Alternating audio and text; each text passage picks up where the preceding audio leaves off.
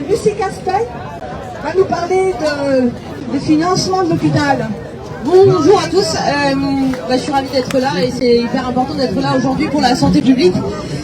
Je vous remercie infiniment de m'offrir l'opportunité de m'exprimer devant vous aujourd'hui pour parler de la santé et plus précisément, on l'a dit, du financement de la santé. On le sait tous, on est à un moment qui est absolument clé aujourd'hui puisqu'on va commencer à préparer le budget 2026. Vous avez adoré la séquence budget 2025, on va maintenant parler du budget 2026.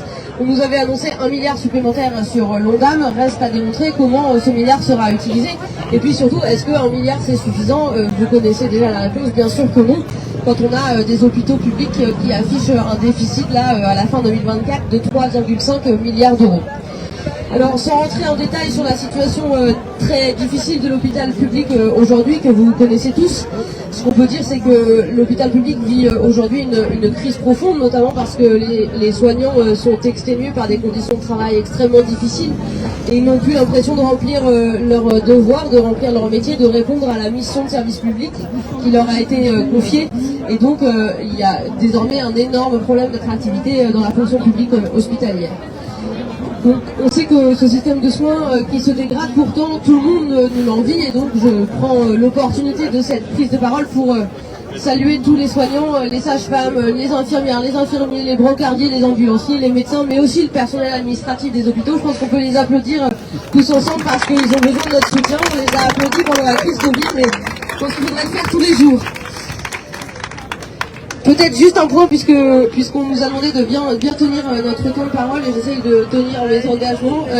Ce que je souhaite quand même faire passer comme message principal aujourd'hui, c'est que cette situation n'est pas inéluctable. La façon dont on finance notre système de soins aujourd'hui, notre système de santé, c'est le fruit de décisions politiques, de choix budgétaires et financiers, et donc ça peut être renversé. Aujourd'hui, on parle d'un déficit de l'hôpital public, mais en fait ce déficit, cette dette de l'hôpital public, elle est artificiellement créée par la façon dont on finance notre système de soins. Et si on décide de financer par l'angle des besoins, c'est-à-dire évaluer la façon dont on devrait financer pour répondre à l'ensemble des besoins de nos concitoyens, parce que c'est ça un service public, alors on peut renverser cette situation et donc on peut décider de mettre les moyens. Et donc aujourd'hui je souhaite insister sur les motifs d'espoir, ça peut être changé, la façon dont on finance. Et puis plus largement, on observe quand même quelques bougées, puisque désormais on sait que la santé publique est une priorité des Français, et donc peut-être ça fait bouger certains. On sait que la PPL sur le nombre minimum de soignants par patient a été adoptée. On commence à réguler la liberté d'installation des médecins dans les zones où il y en a déjà beaucoup. Ce sont des progrès, il ne faut surtout pas s'arrêter là, mais j'espère qu'on peut considérer que la porte s'ouvre, et surtout que les moyens seront mis en face de ces ouvertures, parce que sans les moyens supplémentaires, alors ces ouvertures ne serviront à rien.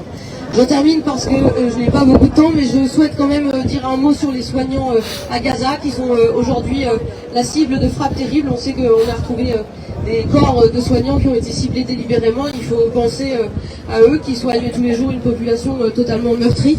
Et puis sur un autre registre, je souhaite aussi qu'on ait une pensée pour les soignants étrangers, les PADU, qui se mobilisent tous les jours pour travailler dans nos hôpitaux là où on manque de soignants. Et il faut saluer leur courage, ils travaillent dans des conditions indignes de la République et donc je souhaite qu'on les salue aujourd'hui et qu'on les applaudisse. Merci pour eux. Bonne journée à tous.